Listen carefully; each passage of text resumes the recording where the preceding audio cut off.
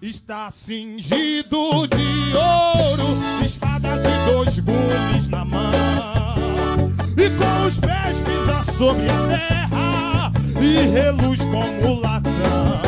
Tem olhos de fogo, tem rosto do sol, tem sinal de cravo nos pés e nas mãos. Na sua coxa está escrito: Ele é Rei dos Reis e Senhor dos Senhores. Ele é Santo, Santo, Santo é o Senhor. Ele é Santo, Santo, Santo, Santo é o Senhor. E Ele é Santo, é Rei da glória, é infinito, é Deus altíssimo, é poderoso, é glorioso.